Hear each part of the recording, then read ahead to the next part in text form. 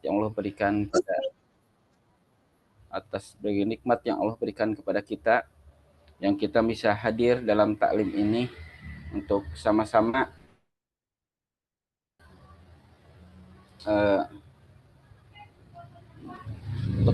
kita mencari ilmu yang merupakan kewajiban yang Allah bebankan, dan hadir di majelis di mana di sana adalah taman-taman surga di muka bumi, serta turunnya rahmat, binuzul rahmat, serta hofatumul malaikat, rentangkannya sayap malaikat yang ridho terhadap orang yang saya ilmu, dan begitu juga makhluk-makhluk yastaghfiruna li talabil ilmi, memintakan ampun kepada orang ilmu, termasuk al-hut fil bahr, ya, ikan-ikan di samudra. Serta Rasulullah SAW menyamakan talabul ilmi dengan jihad fisabilillah, man kharaja fi talabil ilmi ka'annahu fi sabilillah hatta yarji'a. Salam semoga Rasulullah Muhammad SAW para sahabat serta pada sampai akhir zaman. Ya mohon maaf, saya ini agak terlambat tadi karena sekarang ada berada di Mahad ya, jadi agak ini, dan juga di pinggir jalan mungkin sesekali ada lewat motor yang keras gitu ya. Dan kita juga di pagi ini ya, kemarin kita ada saudara kita yang meninggal ya, Ibu Rita. Mudah-mudahan Allah mengampuni dosanya dan menerimakan pahalanya, serta diberikan kesabaran bagi orang-orang yang ditinggalkannya, keluarganya, suami dan anak-anaknya. Dan semoga dilapangkan di alam kuburnya dan ditempatkan di tempat yang terbaik, itu surga. Amin. Insya Allah pada kesempatan pagi ini bisa di-share itunya dari admin materinya, yaitu kita akan membahas tentang zakat fitrah. Jadi kemarin kita sudah membahas sebelumnya berkaitan dengan zakat sebagai pendahuluannya, tentang pengertian, tentang targhibnya, motivasinya, tentang juga ancaman bagi orang-orang yang meninggalkannya. Dan terakhirlah kita membahas tentang pembagian zakat. Ya, zakat itu ada dibagi dua, zakat fitrah atau zakat nafs dan zakat mal. Nah, yang akan kita bahas adalah berkaitan dengan zakat fitrah pada kesempatan pagi ini. Nah, kita ulang sedikit tentang apa sih itu zakat ya, agar mengepreskan kembali. Bisa dilangsung di next slide-nya. Admin bisa dilanjutkan. Jadi zakat, kemarin kan pembagiannya ada dua ya, jadi zakat mal dan zakat fitrah. Bedanya nanti akan kita ketahui ya, nas itu atau zakat fitrah yang hubungannya dengan Idul Fitri. Sedangkan zakat mal itu hubungannya dengan harta yang berkembang, ya, ataupun harta yang berkelebihan, ya, bukan yang cukup gitu ya. Nanti kalau harta fitrah itu zakat yang cukup, kalau zakat mal itu harta yang berkelebihan, di mana di sana nanti akan pengambilan dari orang kaya diberikan kepada orang miskin. Ya. Lanjut, kita akan ingatkan kembali tentang pengertian zakat. Next slide-nya.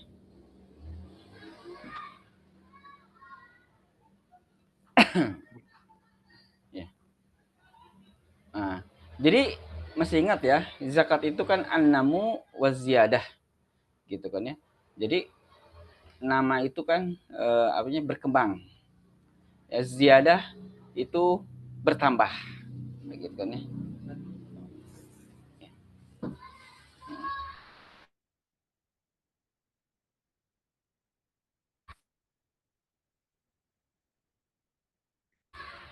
Ambil aja itu. Ambil untuk lombanya kan bawa. Ini untuk lomba bawa semua. Ya mohon maaf ya ini dulu. Jadi nama berkembang dan ziyadah bertambah. Ya, berkembang kebaikannya dan bertambah juga kebaikannya. Selanjutnya juga zakat juga sholah lebih baik ya, gitu kan ya, memberikan hal-hal yang baik. Kita lanjutkan. Next slide-nya. Admin, ya. Jadi bisa tathir, mensucikan. Mensucikan itu mensucikan hartanya dan juga mensucikan dari penyakit-penyakit hati yang mungkin bersemayam dalam diri kita, seperti bahil ya, khususnya kikir, sombong, ya, takabur karena banyak harta seakan-akan itu adalah hasil dari usaha kita, padahal itu dari Allah. Bakhil, menahan diri, menahan untuk tidak mengeluarkan atau memberikan kepada orang lain. Nah, ini hal-hal seperti itu dengan adanya zakat itu dibersihkan, ya, penyakit-penyakit hati itu. Ya, selanjutnya. Nah, sehingga next. Nah, jadi zakat itu adalah sebetulnya adalah hak yang dikeluarkan dari harta. Jadi kalau dalam ayat itu kan wahum fi amwalihim hakum ma'lum. Ya, ada hak yang memang sudah diketahui, sudah ditentukan, sudah diinikan. Lisail wal mahrum, bagi orang yang meminta dan bagi orang-orang yang tidak meminta. Jadi kita kewajiban memang mengeluarkan, karena itu sebetulnya bukan untuk hak kita untuk kita makan. Jadi Allah itu menitipkan ketika harta itu diberikan rezekinya kepada kita, ada yang merupakan bukan hak kita, tapi hak-hak orang bagi orang miskin. Ya, jadi ketika orang tidak menunaikan haknya, ya berarti kan mereka itu akan memakan hak orang lain, gitu kan ya. Kita bisa melihatlah contoh-contoh di dalam sejarah bagaimana Korun, ya, yang ketika dimintakan zakatnya, dia merasakan bahwa ini hasil usaha dia, yang berarti yang berhak menerima atau memanfaatkan harta itu ya dia, gitu. Padahal itu kan hanya wasilah saja. Harta itu sebetulnya kan Allah berikan dari ketika dia berusaha, Allah berikan. Bisa juga ketika orang berusaha seikhlas mungkin Allah tidak berikan. Tapi dalam pemberian Allah itu ada hak yang harus kita tunaikan, harus kita kembalikan pada orang yang berhaknya. Hanya kan hak itu melalui jalan orang kaya, gitu ya, yang diberikan harusnya orang miskin. Itulah ininya, dan ditetapkan dalam aturan-aturannya, ya, sehingga mekanisme ini kan sebetulnya bukan sukarela, ya, karena kalau di ayat surat Al-Taubah ayat 103 itu kan khud min amwalikum shadaqatan tutahhirukum zakihim biha. Di sana ada kata khud, perintah, ya, sehingga zakat itu wajib, ya, jadi ada yang mengambilnya, ya. Kalau yang sukarela itu kan sedekah. Nah, sehingga ketika mereka tidak mau, nah kan kembali sudah kita bahas tentang sanksinya, ada sanksinya, bisa diambil paksa, atau yang kedua adalah diambil ditambah dengan denda setengah hartanya. Ya. Kita lanjutkan. Ya, sekarang kita akan fokus pada zakat fitrah. Next. Nah, fitrah sendiri, zakat fitri, ya, jadi iftar, berbuka gitu ya. Jadi paman aftar, ya, yang disebutkan dalam hadis itu kan sumuriyatihi wa aftiruliyatihi, ya, berbukalah, sehingga disebutkan zakat berbuka, fitri, ya, ya, yang merupakan berbukanya seorang yang sedang saum. Jadi kaitan zakat fitri sangat kaitannya dengan saum, gitu kan ya. Ketika akhir saum kita akan masuk waktu iftar, waktu berbuka, yaitu Idul Fitri, Idul Haid, untuk ketika berbuka kita mau mengkonsumsi makanan yang tidak lagi ada saum. Sehingga zakat ini sangat berkaitan dengan saum di bulan Ramadan dan menjadikan penutup. Nah, ada bahkan dalam hadis itu disebutkan tuhrotan lisoimin. Jadi sebagai pensucian bagi orang-orang yang yang saum, ya, dari lagwah, lopas dan lain-lain, gitu ini. Sehingga ditunaikannya juga di bulan Ramadan ataupun menjelang sebelum Idul Fitri, ya, di 1 Syawal. Lanjutkan. Nah, next. Nah, pemberian ini nanti kita akan bahas, ya. Jadi itu sebagai rangkaian dari saum sebetulnya, gitu kan ya. Walaupun nanti ada juga sih yang mengatakan dalam satu fikih itu kan bisa di awal, bahkan di setahun sebelumnya, gitu. Hanya kan ketika dinamai zakat fitrah dan Rasulullah juga memerintahkan untuk menunaikan sebelum sholat Id, maka itu menunjukkan bahwa ya dekat-dekat ataupun di bulan Ramadan yang diinikannya, gitu kan ya. Jadi pesucian ini ketika kita saum, ya, sangat mungkin kita itu ada keluar kata-kata yang tidak diperkenankan, tidak diperbolehkan, ya.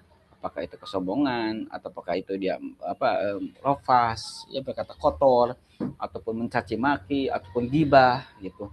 Nah, salah satu ininya adalah bagaimana tuhrotan disoim itu dengan zakat, gitu kan ya. Karena kalau dengan perkataan-perkataan itu kan merusak pahala saum. Ya, mudah-mudahan dengan zakat ini juga agak disucikan, gitu kan, seperti itu.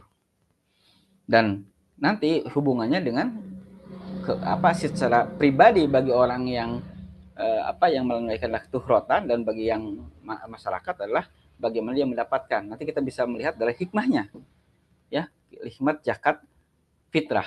Next.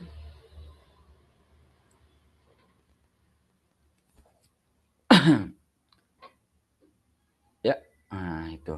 Di sini kan ada 3 hikmah dari satu hadis, ya, ini kan. Jadi bagaimana orang-orang itu menjadikan kasih sayang, ya, di bulan orang miskin, mencukupi mereka agar sampai tidak mengikuti Id. Ya, bahkan kalau kita lihat di pengalaman kita, ya, di Idul Fitri itu orang rata-rata berkecukupan lah gitu, ya.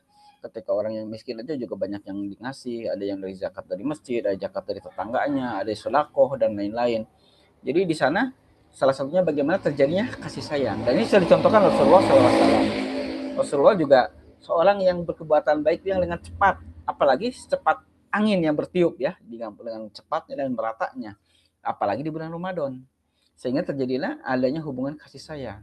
Seorang yang saum kan salah satunya adalah bagaimana dia merasakan juga orang-orang yang kelaparan, orang-orang yang tidak bisa makan dengan seenaknya gitu, ya. Ketika kita punya kecukupan harta, kecukupan makanan, kita bisa makan sehari 3 kali, 4 kali bahkan mungkin gitu, ya. Tapi ketika orang yang tidak berkecukupan, dia makan itu mungkin 1 kali, 2 kali, bahkan kadang-kadang plus gitu kan, ya. Nah, dengan inilah maka muncullah kasih sayang ketika antara orang kaya dan orang miskin, kan, ya.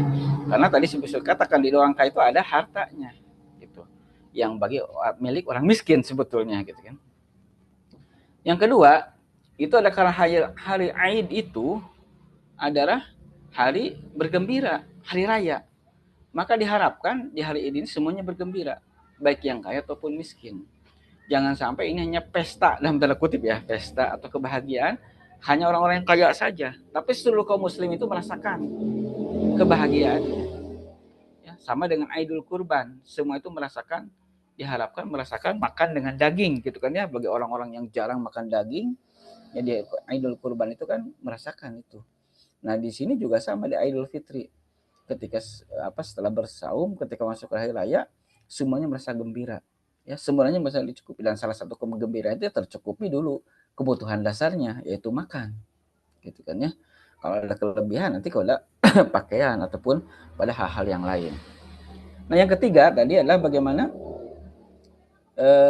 tuhrotan disoimin tadi, bagaimana itu mensucikan bagi orang yang saum dalam kata-kata yang tidak terkontrol dalam ketika saum itu, ya, rofas, lagwah, gibah, gitu kan, ya.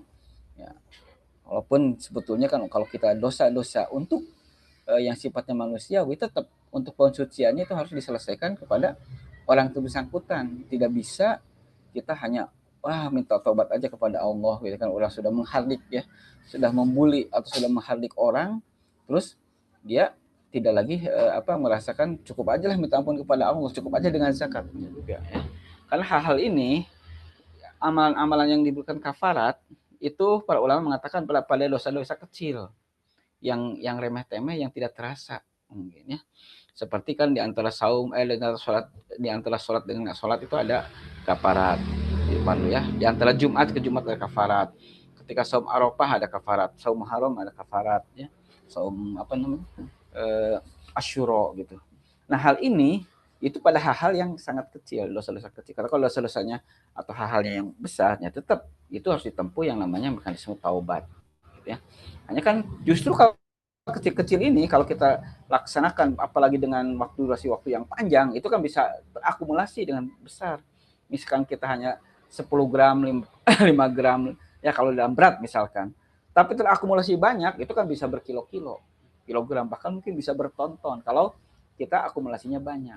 Yang salah satu mekanismenya di sini Allah memberikan jalannya dengan ibadah-ibadah yang menjadikan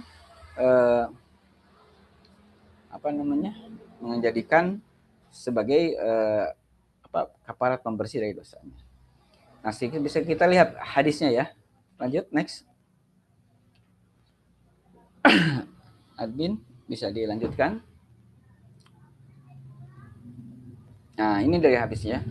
Qala Rasulullah sallallahu alaihi wasallam, zakat al-fitri tuhratan lis-shaimi minal lagwi wa rafas wa tu'matan lil masakin min man adaha qabla sholati fahiya zakatun makbulah wa man adaha ba'da sholati fahiya shadaqatun min shadaqat. Nah, di sana fungsi-fungsi ini diharapkan akan terjadi karena Islam itu tidak hanya menjalin hubungan antara hamba dengan Allah saja, hablum minallah saja, tapi hablum minannas. Karena dengan zakat itu bukan berarti Allah butuh dijakati dengan beras, butuh dijakati dengan hal lain, enggak. Ya, Allah mah sudah gunakan. Justru kan zakat itu dikembalikan kepada manusia yang ada di bumi ini. Diberikan kepada ini. Dan ketika kita memberikan zakat, ya seorang menunaikan zakat kepada orang yang miskin, itu kan balik lagi kebaikannya kepada kita. Orang miskin bersyukur kepada Allah, yang bersyukur juga kepada orang-orang yang kaya. Sehingga terjadi hubungan tadi ya, kasih sayang. Ya, tidak terjadi hubungan ketimpangan ataupun saling saling iri ya, saling saling dengki ya, ataupun terjadi hubungan singgungan sosial gitu kan, seperti itu, yang merupakan benturan sosial karena adanya perbedaan kelas atau perbedaan dalam masalah pendapatan, dalam harta kekayaan. Nah, dengan zakat ini kan terjadilah hubungan yang harmonis. Ya, selanjutnya. Next, admin. Ya, kita berbicara setelah itu adalah hukumnya. Nah, hukumnya sama. Ya, zakat itu secara umum adalah wajib. Atau sekarang kan sebelumnya disebutkan adalah sedekah wajib. Gitu kan ya, karena kan di zakat itu bisa disebut sedekah. Tapi sedekah yang wajib. Gitu kan ya. Jadi disebutkan ini faradullah Rasulullah SAW zakat al-fitri. Jadi ada kata farodo. Ya, farodo itu mewajibkan. Bisa juga dengan kata wajaba atau kutiba. Yang dalam usul kan kata-kata itu sudah menunjukkan satu kewajiban. Gitu kan. Ala, sudah ada alanya gitu kan. Wajaba alai farodo alai. Ya. Jadi diwajibkan kepada zakat fitri kepada di sini orang-orang ya alal abdi ya. Alal abdi al-hamba al-khuri, orang yang merdeka, wazzakar laki-laki, wal unsa perempuan, wassogiri yang kecil, wal kabiri yang besar, minal muslimin orang muslimin. Ya, jadi di sini semuanya wajibannya. Jadi disebutnya dengan fardu ain, bukan fardu kifayah. Gitu kan ya, fardu kifayah itu kan seorang yang sudah bisa melaksanakan dari satu kelompok, ya udah gugur kelompok tersebut, kelompok masyarakat tersebut. Ya, tapi kalau tidak melaksanakan semuanya dosa. Kalau fardu ain ini terjadi pada setiap orang. Ya. Lanjutkan. Next. Nah, kata-kata sogir di sini kan ada ulama yang memberikan tafsiran pada sampai janin. Karena janin itu dianggap sebagai manusia, gitu kan ya, kalau sudah ditiupkan ruh. Ya, kalau udah janin yang ada di dalam perut itu sudah dianggap sebagai manusia ketika diangkat ruh. Tetapi dalam masalah ini mayoritas ulama menunjukkan bahwa kata sogir yang kecil itu tidak sampai ke janin, tapi sampai ke bayi, yaitu yang sudah keluar dari alam rahim. Jadi kalau janin itu tidak disebutkan kecil ya, tapi kalau misalkan bayi itu disebutkan anak kecil gitu kan ya. Kalau yang ini anak besar atau anak dewasa ya, sagirin atau kabirin, atau anak yang sudah tua, atau orang sudah tua gitu. Nah, jadi sehingga ini dikatakan salah satu yang mewajibkan seperti Ibnu Hazm itu minoritas ya, minoritas yang mengatakan janin harus dijakati ketika umur 120 hari ya, ketika sudah ditiupkannya ruh gitu.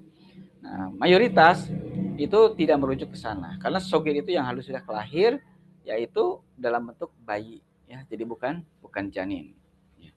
Kalau saya sendiri mengikuti yang lahir ya, ulama yang katakan urutannya adalah kelahiran, bukan dalam bentuk janin. Next, selanjutnya.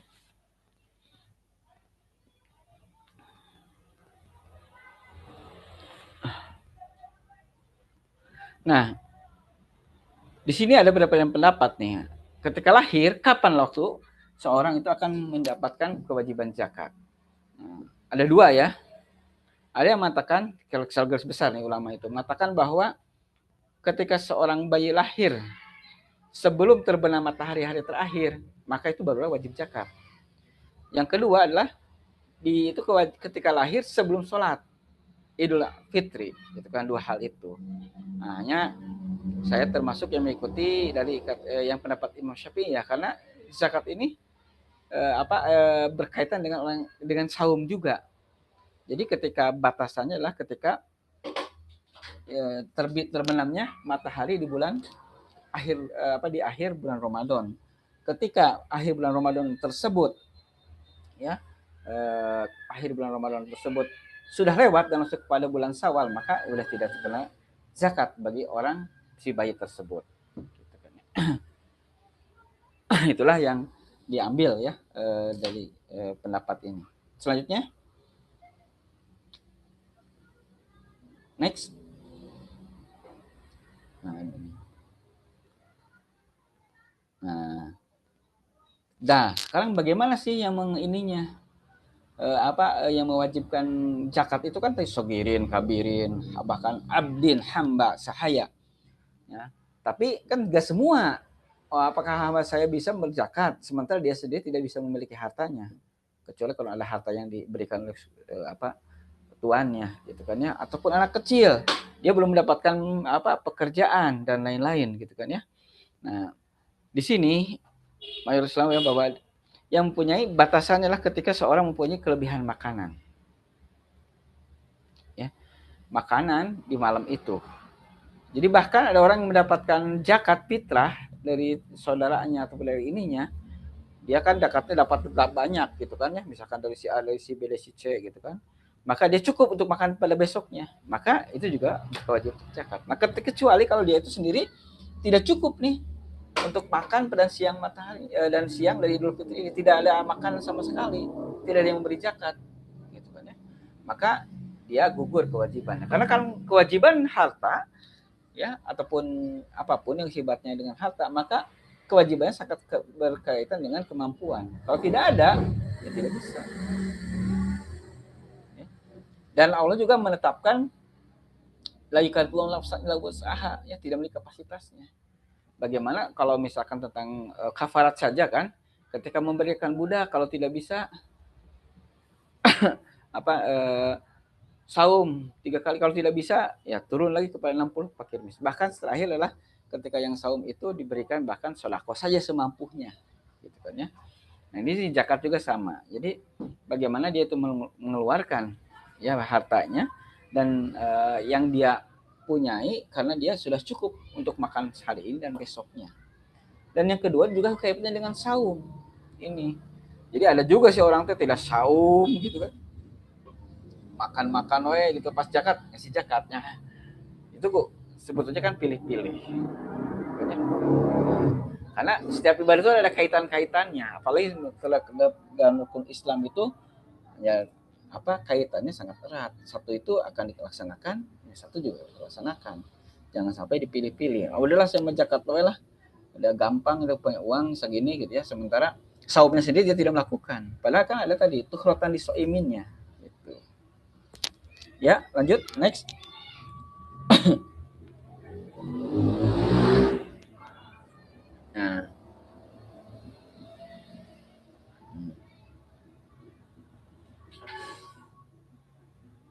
Nah, di sini juga bagaimana tadi kan ketika mas tototum itu diberikan kepada orang, maka sebetulnya dia sendiri yang akan menentukan. Kan ada juga kalau dia tuh dikasih, kalau ada yang mau ini, istilahnya mah papaihan ya istilahnya, kerasa butuh dan lain-lain. Tapi padahal dia sendiri ada, ya karena dia ingin mentalitas meminta-minta. Padahal meminta-minta itu adalah sesuatu yang hina. Ya, ketika kita minta itu belum tentu kita dikabulkan. Ya, sehingga jangan sampai sesuatu meminta-minta kecuali terpaksa. Ya. Apalagi kalau meminta-minta padahal itu ada. Yang di sini sampaikan seperti Pak Inama yastaksiru minan nar, ngal banyakan tentang dari api neraka. Ya. Kan dulu ada yang minta-minta untuk haji ya sampai 40 juta yang kumpul gitu ya. Gitu kan. Atau dia minta-minta ya sehari bisa dapat 200.000. Padahal dia makan tuh hanya cukup misalkan dengan 50.000. Nah, itu kan harusnya kalau dia meminta itu ya cukup untuk dia kebutuhan pokok dia saja, bukan untuk kebutuhan.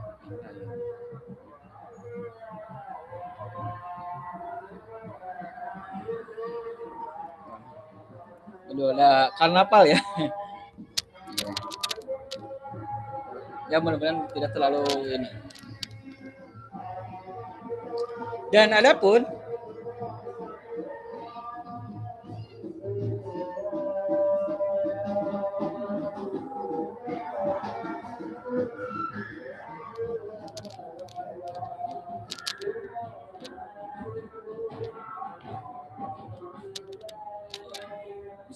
masih bisa kedengar ya. Jadi bagaimana dengan orang-orang yang tidak punya uang, tidak punya ketika anak kecil, istri dan lain-lain, maka kewajibannya adalah kewajiban orang yang menanggung nafkah tersebut. Ya, seperti hamba sahaya berarti tuannya. Kalau anak-anak kecil berarti orang tuanya. Kalau misalkannya sudah jompo ya berarti anaknya. Kalau misalkan ditanggung sama anaknya ya atau mertuanya ditanggung sama suaminya, suami istrinya. Jadi itulah merupakan tanggung jawab bagi orang-orang yang tanggungan nafkahnya oleh dia, gitu kan ya. Kalau sekarang sih istri bisa bekerja ya bisa saja istri mau dari harta sendiri boleh, gitu kan ya. Tapi kalau ini kan sebenarnya kewajibannya tetap kewajiban yang suami yang harus memberikannya itu. Ya selanjutnya next. Nah bentuknya di sini dalam zakat itu adalah makanan pokok, ya kan?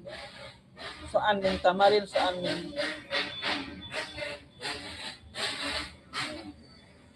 ya, dari kurma, dari gandum, gitu kan ya. Bahkan juga para ulama itu mengkiaskannya pada makanan pokok. Nah, termasuk dalam hal ini beras.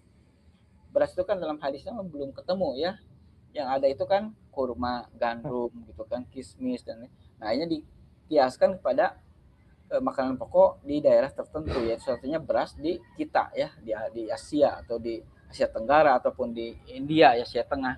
Karena merupakan bahan pokoknya gitu ya.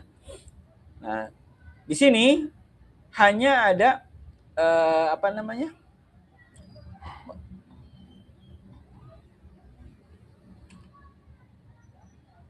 Bahkan ada juga yang hanya fokusnya hanya pas yang di hadis tersebut saja. Jadi tidak mengkiaskan. Tapi kebanyakan ulama mayoritas itu mengkiaskan dengan makanan pokok ya. Karena kan gimana kalau misalkan orang itu tidak ada kurma di daerah tersebut gitu kan ya. Kayak di Indonesia gitu ya. Kalau sekarang kan ada kurmanya kan diekspor gitu. Kalau dulu sedikit sekali kurma di Indonesia gitu kan. Gandrum nggak ada gitu kan. Sementara di hadisnya hanya itu gitu. Nah, itu kan akan menyulitkan dalam agama. Sementara agama adin itu kan memberikan kemudahan. Maka wajar adalah yang biasa dikonsumsi, bukan sesuatu yang tekstual dalam hadis tersebut. Ya. Selanjutnya, next.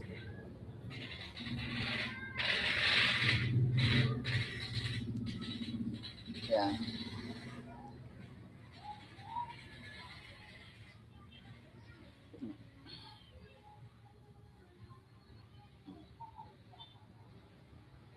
Nah, di sini juga tadi kan makanan pokok Madinah ya.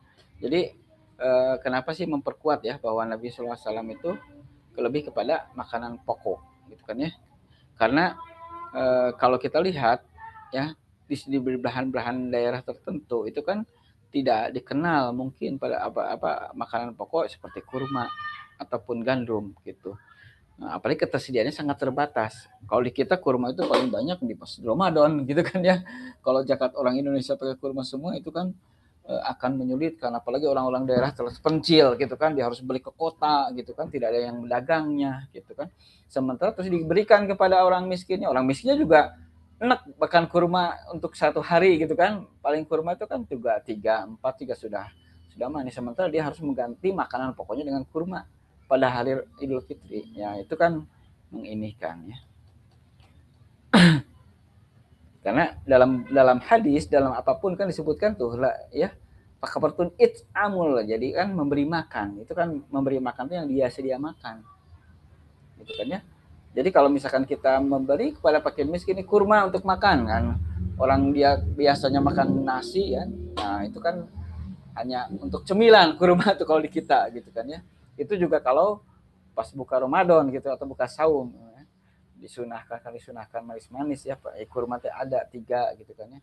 Setelah itu mah kan kembali ke gorengan lagi dan atau nasi lagi yang menjadi pokoknya. Lanjut. Next. Selanjutkan. Nah, ukurannya ya kemarin sempat ada ini ya. Jadi 1 so itu berapa? Ya, dijalankan karena so itu kan ukuran apa namanya? Ukuran liter. Jadi bukan ukuran berat. Ya, kalau berat itu kan kilogram. Kalau so itu kan ukuran volume. Ya, bukan berat. Ya, berat itu kan hubungannya dengan gravitasi ya. Kalau di gravitasi ya, daya tarik ke inti bumi gitu. Nah di sini apa penafsiran aso itu kan berkembang. Berapa sih yang disebut dengan aso itu? Nah, akhirnya para ulama mengkonversi juga dari yang namanya volume itu kepada yang biasa dilakukan itu dengan mizan, bukan kail. Ya kalau dulu zaman dulu kan orang jualan beras itu kan dikati di liter gitu kan ya. Tapi sekarang jarang yang melakukan dengan volume, rata-rata itu dengan mizan. Kita bisa melihat salah satu konversinya. Lanjutkan coba next dari slide-nya, admin. Nah, di sini kan jadi kan 1 so itu adalah kurang 4 cakupan penuh telapak tangan yang sedang. Kan gimana yang sedang gitu kan? Kalau dulu kan dikira-kira kan segini gitu kan. Segenggam, 2 genggam kan. Ya, kalau misalkan segenggam itu berapa nih? Ya, ini beda-beda gitu kan. Tangan orang Arab dengan tangan orang Indonesia, ya kebanyakan orang Indonesia lebih kecil. Kalau orang Arab lebih besar gitu ya. Nah, sehingga dikirakan timbangan. Timbangan juga banyak ulama berbeda pendapat. Ada yang 3 kilo, ada yang 2,2, ada yang 2,4, ada 2,7. Gitu kan ya. Kemarin MUI sempat memberikan fatwanya kan. Jadi ngambil yang tengah-tengah, 2,7 gitu kan ya. Nah, tapi kalau misalkan kita lihat ada yang lebih rendah 2,1, 2,4 gitu ya. Sehingga kebanyakan para ulama kontemporer itu kan mengambilnya 2,5. Jadi untuk amannya 2,5 juga sudah sah karena itu sudah dilebihkan sebagai ihtiyat gitu kan. Nah, sekarang lebih ihtiyat lagi dikasihkan 2,7 gitu kan. Karena kalau saya sendiri kan kalau termasuk bahwa kalau 2,5 kg tuh ya tetap masih diberikan pembolehan gitu. Ya. Next selanjutnya. Nah, jadi sehingga kita mengambil pada yang lazimnya gitu ya. Ya, jadi kita jalan lagi sekarang lah kalau beras itu kan di liter ya, kecuali minyak ya, minyak di liter. Kalau beras itu pakai timbangan, mizan. Nah, bagaimana dengan uang? Jadi kalau kita lihat ya, kalau 4 mazhab itu kan 3 mazhab itu tidak boleh dengan uang. Karena kiasnya hanya makanan pokok dari kurma, gandum itu kiaskan ke beras gitu kan atau ke yang dia biasa makan gitu. Jadi fokusnya pada makanan pokok. Hanya satu mazhab yang ya mazhab besar dalam fikih ya yang membolehkan dengan uang gitu kan ya. Bahkan Imam Ahmad itu mengatakan tidak sesuai dengan sunnah gitu kan ya. Karena sunnahnya di sana memberikan tusmatan, memberikan makan.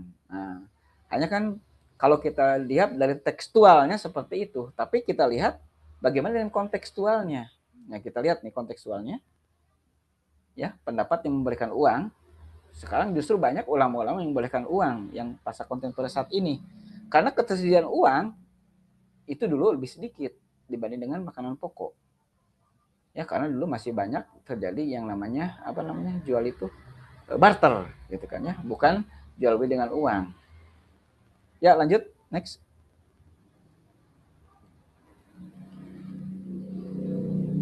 Admin bisa dicepat ininya. Nah, itu. Di sini salah satunya lah ulama kontemporer ya, saya support Dowi ya. Mengapa beliau adalah termasuk ulama yang mengikuti ya ataupun pendapat dengan Imam mazhab Hanafi yang memberikan dengan uang. Kenapa? Di sini beliau melihat kontekstualnya gitu kan ya. Jadi tidak semua orang memiliki dinar atau dirham sehingga akses mereka terhadap bahan pokok itu lebih mudah. Oleh sebab itu jika Rasulullah memerintahkan zakat pada bentuk uang, tentu hal itu akan membebani umat Islam, umat kaum muslimin.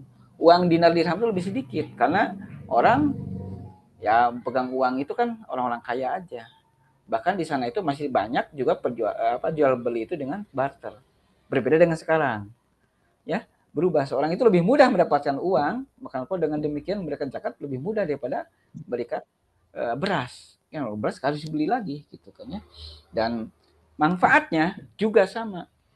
Orang untuk makan ya dikasih beras kan cukup, hanya untuk satu hari itu hanya mungkin 2 liter 1 kilo atau 2 kilo 3 kilo ya. Sisanya dia itu butuh makanan lain, butuh ikan untuk temannya, butuh mungkin daging, butuh beli tempe, butuh ini.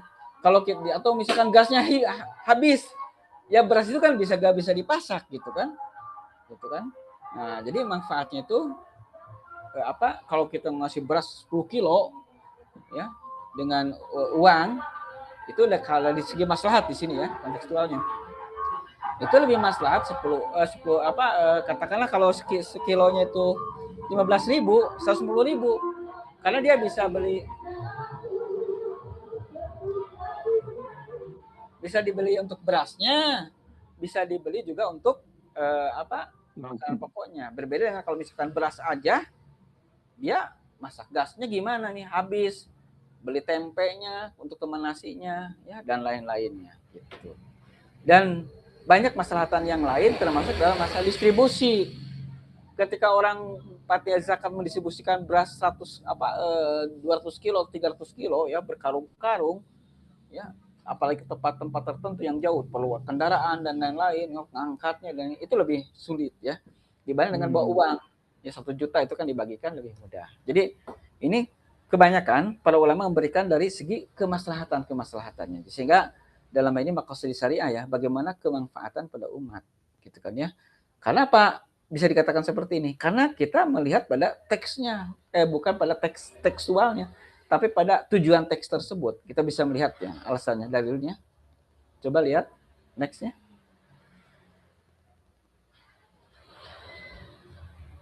Ya. Lanjut admin. Nah, jadi kan di sini apa? Majikan ya, penuhilah kebutuhan mereka pada hari itu. Ya. Agnuhum fi hadal yaum atau di sini kan ya agnuhum an tawafi hadal yaum. Jadi jangan sampai minta-minta. Ya, tujuannya kan itu gitu ya. Terpenuhinya makannya bahkan yang lain-lainnya sehingga dia tidak minta-minta. Jadi tujuannya itu. Jadi itu bisa dipenuhi dengan diberikan suplai beras pada situ atau kurma ataupun dengan uang. Makanya ya akhirnya tercapailah tujuan dari yang namanya zakat fitrah ini. Jadi di hari Ramadan dari Idul Fitri itu orang tidak ada yang minta-minta lagi karena dia sudah tercukupi kehidupan kebutuhan. Ya, kalau sekarang mentalitasnya kan kadang-kadang di Idul Fitri masih tetap minta-minta padahal dia ada uangnya yang nyapu koin lah yang di makam gitu kan itu sangat ya karena mentalitas minta-minta yang harusnya nggak usah minta-minta karena dia sudah cukup untuk hari itu semuanya nggak boleh gitu ya hanya orang yang sudah mentalitas minta-minta sudah ada teh minta terus gitu kan ya akhirnya merasa kurang terus ya. Jadi, lanjut next nih saya akan melihat juga di sini Imam Al-Mawardi sendiri sebagai salah satu imam Syafi'iyah kan membolehkan dapat menjadi dengan bayarnya harganya sama halnya dengan bayar asalnya. Bahkan nih NU saja yang dianggap sebagai salah satu di Indonesia yang sangat konsisten terhadap mazhab Syafi'i, ya walaupun disebutkan 4 mazhab tapi sangat konsisten terhadap mazhab Syafi'i, ya tidak menafikan dengan pembolehan dengan uang. Karena apa? Karena di sini adanya manfaatnya. Asal pertimbangan kepraktisan pembayaran zakat kan praktis. Kalau uang kan bisa ditransfer gitu kan. Kalau beras itu tidak bisa ditransfer harus diantar ataupun mungkin kalau ini ada jasa pengantar gitu. Ini kalau kita lihat di Indonesia sendiri hampir semua ya semua sekarang sudah membolehkan dengan uang termasuk NU apalagi kalau Muhammadiyah gitu ya yang jelas-jelas kontemporer gitu yang sangat modernis gitu yang sangat tradisional juga membolehkan karena kepraktisan manfaatnya. Next, lanjut. Ya. Lanjut, admin.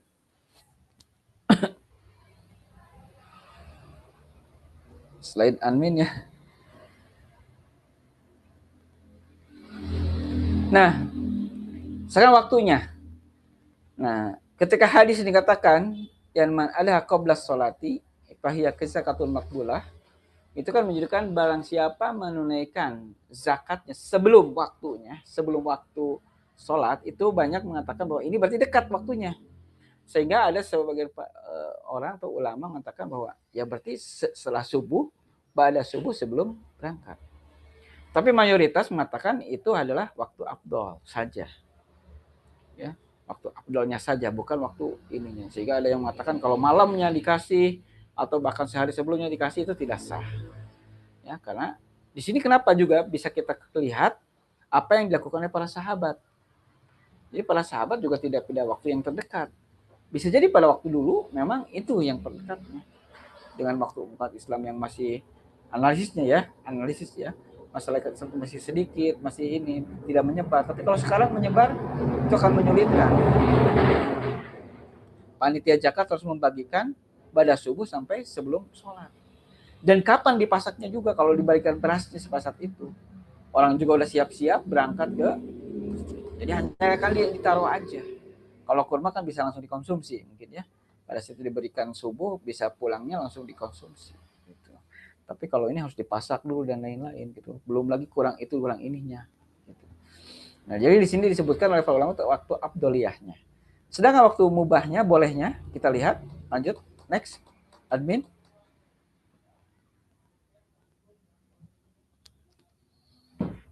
Nah ini para ulama memberikan salah satunya dari tentang riwayat Abdullah bin Umar ya. Jadi beliau itu mengatakan indaklah itu yaumain aw salasayam. Bahkan yang mengindikan hanya 2 atau 3 hari saja. Tapi para ulama melihat konteks ini, jadi takjil zakat itu diperbolehkan.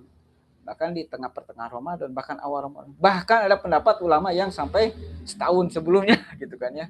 Tapi kita memfokuskan bahwa kaitan zakat fitrah itu dengan saum. Ya, sehingga yang memberikan batasan ya pas awal saum atau pertengahan. Kan sampai sekarang kita zakat-zakat fitrah kita di Indonesia itu kan pertengahan itu sudah ditunaikan, sudah dikeluarkan, gitu kan, dititipkan ke amil zakat, gitu kan di pertengahan, ya bahkan di awal, gitu kan. Tapi tidak lazim kalau misalkan ini kan di bulan Sya'ban, gitu kan ya, seperti itu. Ya. Karena di sini juga sudah dicontohkan oleh salah seorang sahabat yang melihat bahwa memang bisa takjil itu diperdahulukan, gitu kan ya, ke apa ditunaikannya. Next selanjutnya.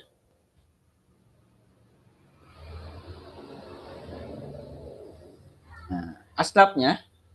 Nah, di sini juga ketika menginikan asnaf zakat, ya mayoritas ulama mengatakan bahwa mengikuti zakat fitrah juga mengikuti zakat sama dengan zakat mal, yaitu dari surat At-Taubah ayat 60. Innamas shadaqatu lil fuqara'i wal masakin wal amilina 'alaiha wal mu'allafati qulubuhum wa fi riqabi wal gharimi wa fis sabilillah wa bis sabil. Faridatan minallahi wa wallahu alimun hakim. Jadi di sini 8 asnaf. Ya. Ada yang mengatakan ya bahwa zakat fitrah khusus untuk fakir miskin. Kenapa? Karena berdasarkan ayat hadis yang tadi ya. Coba lihat nextnya. Next. Admin.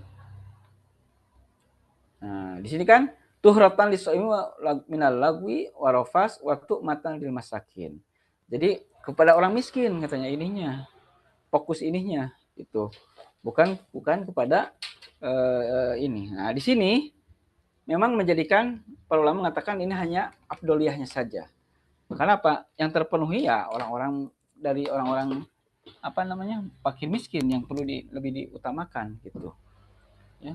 Karena mereka kan akan menginikan pada Idul Fitri yang sampai minta-minta. Tapi kalau zakat diberikan kepada Sabilillah, Ibnu Sabil pada saat itu juga tidak masalah. Karena itu sudah ada dalam ayat hadis tersebut ya, ketika seorang ada yang terdampar katakanlah di satu daerah dia tidak punya bekal, itu bisa dengan zakat fitrah ya kayak Ibnu Sabil, atau untuk ketika peperangan saat itu butuh senjata, sebagian zakat fitrah itu bisa untuk fisabilillah. Atau kalau sekarang kan bukan dengan peperangan ya, kepada orang-orang yang berdakwah ya menyebarkan Islam, atau para ustadz yang ini, atau para pengajar di TPA yang dari gajinya sedikit, itu kan sabilillah, orang-orang yang berjuang, yang dia mendapatkannya ya seala kadarnya dalam sini, maka sudah diperbolehkan ya. Kalau kita melihat pada apa namanya asnaf yang 8 dari surat At-Taubah ayat 60. Ya, selanjutnya. Nah, sudah cukup yang disampaikan. Jadi itulah berkaitan dengan zakat fitrah yang mudah-mudahan bisa bermanfaat. Walaupun mungkin kurang kondusif ya, tadi ada suara-suara di pinggir jalan itu yang tidak tidak kondusif, mudah-mudahan bisa ditangkap dari slide juga gitu. Jazakumullah khairan atas perhatiannya, mohon maaf atas kekurangannya, yang benarnya itu dari Allah, yang salahnya adalah kesalahan dari pribadi anak sendiri yang masih banyak kekurangan.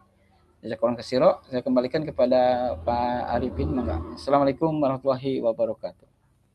Waalaikumsalam Waalaikumsalam warahmatullahi warahmatullahi wabarakatuh. wabarakatuh. Jazakallah khairan katsiran kepada Bapak Ustadz Rugi yang telah menjelaskan kepada kita tentang